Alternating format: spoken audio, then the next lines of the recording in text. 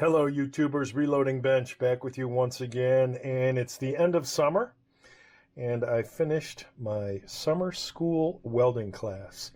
This was a 6-week class that met for 3 days a week, so technically that's 18 days. Of those 18 days, they were structured for half that time for 1 hour lecture and 2 hour lab, and the other half was just a 3-hour lab. Of the 18 sessions, 4 of them were non-lab related. Two of those days were holidays, so there was no school, no classes. And the other 2 of those days were finals, midterm and finals. So when you think about that, 18 minus 4 is 14. So 14 days split in half, 7 times 2 hours, 14 hours, and 7 times 3 hours, 21. So I'm going to say there were 35 hours of 35 eligible hours to practice welding. And this is an introductory course, so that's why these, for anybody who welds, these would look, what I would say, probably pretty bad. Borderline terrible in terms of what they represent skill-wise. So it's funny because we have this term at work, citizen, like citizen developer, and some would say that just going to a class in a language for 6 weeks doesn't make one a developer. But at work, we have the concept of citizen developer, where if you learn a particular skill set, you could become a citizen in that skill set. So I use the term citizen developer. So comparably, I would be equating this to citizen welder. Just like if I was taking a 6 weeks mechanics course, I would be a citizen mechanic. Do you want a citizen welder welding something for you? Do you want a citizen mechanic fixing your car? Do you want a trained professional welder welding for you, or a trained professional mechanic fixing your vehicle? So I took welding because years ago, if you look on my channel, I had, I think it was called Greenzilla, where I picked up a welder, tinkered with it, but never really learned it per se, but always wanted to. So I took the summer school course, and so now I would say that I know how to weld. I'm not an accomplished or good welder, which is why I'm taking a course in the fall to continue. But the way it started out was all about laying down a bead and learning how to lay down a bead. So the first practice was a pad of beads using stick or shielded metal arc welding. And the second was flux core arc welding, again, another pad of beads. You can tell the difference in, when you look at the texture, as far as I'm concerned, versus, the different type of welding. And, depending on your spatter, when you think about, how terrible this looks, and this was MIG, gas metal arc welding, obviously didn't have things right, didn't have my amperage right. I think my hood was too close, sucking out the gases. Again, more gas metal or MIG, whole lot of spatter. So got to get better at this. So these were the first, what I'll call projects, was learning how to lay a bead down, for better or worse. Lots and lots of practice.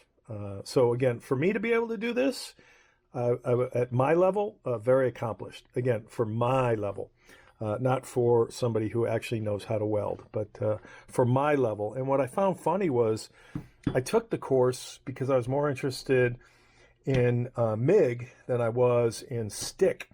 And I found that I actually like stick as good or better than what I thought I would like with the MIG, the gas metal. So whether that be flux core or straight up argon with the gas metal wire.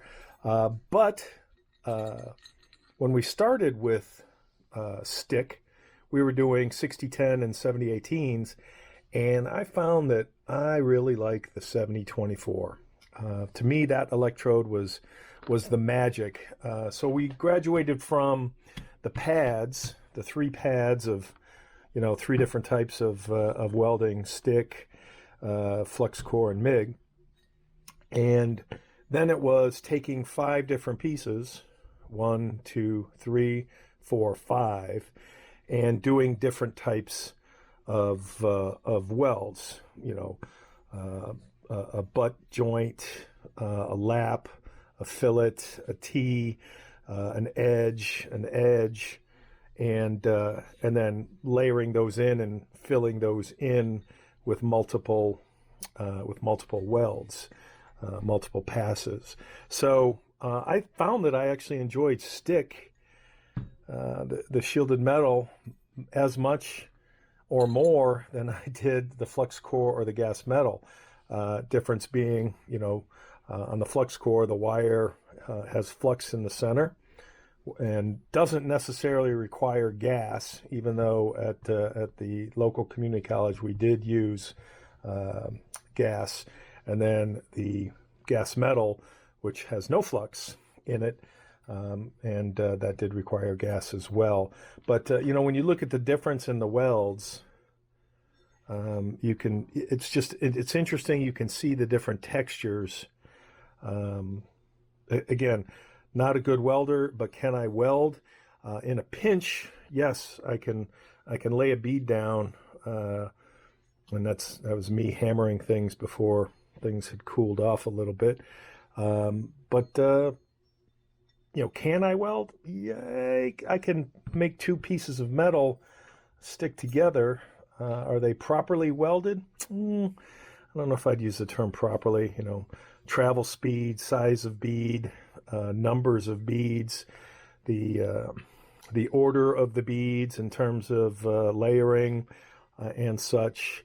But again, can I weld in a pinch? Yes, I can. No shortage of undercut. But these are things you learn as you learn. Things you don't know until you actually show your instructor and she comments on, what I thought was kind of funny was, yeah, your butt joints are fine, but some of your edge joints and other, again, too much undercut, things you learn by doing. And I'm saving these and using them as not so much trophies, but memories of the learning process and the desire to continue to learn. And then last but not least, TIG, which was just brutal. I can't tell you how many times I dulled that tungsten tip and had to regrind it. My TIG is terrible TIG. So when I see TIG, my best TIG right there. When I see TIG online, like in a YouTube video, and I see the artwork that it is, I'm truly amazed by it. But what this did was create a desire in me to learn more. Again, I'm very proud of my ability to put a bead down 100% across a plate, which I don't know why they're called coupons. I hear that all the time. My coupon. I call it a plate of metal, 4x4 plate of metal. I don't know why it's called a coupon. But again, for my ability to lay those down in somewhat of a straight line. I can't tell you how many lines went from here, look like a curve, a yield curve, my portfolio curve, stock portfolio curve. But I was really, really impressed with not only the structure of the class, the lab. I was expecting it to be hand-me-down equipment because of community college. This was a multi-million-dollar facility. In fact, I was welding on a Lincoln Electric, and when I looked out, I'll put a picture probably right about here. Can't remember the model number.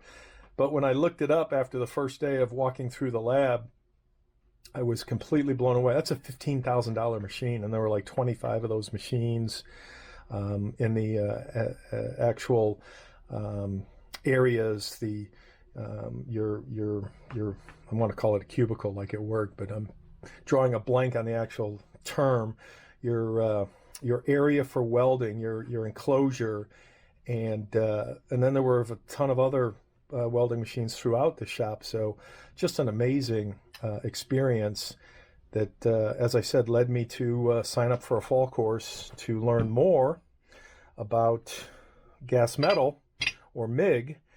And I think in the spring I'll take a stick or shielded metal course and try and get better at my stick skill. So these are terrible. These are really, really bad in terms of the bead, the splatter or spatter, or whatever the right term is. And I'd like to get better at it. But this, being able to do this awakened a desire, because it's one thing, as you've seen on my channel with the saw restorations, to put a machine or bring a machine back to life that works on wood. And then you've seen me transition into machining with the lathe, and what you will see with the mini mill, and to now be able to do this kind of work on different metals, I think is pretty cool. So more to come.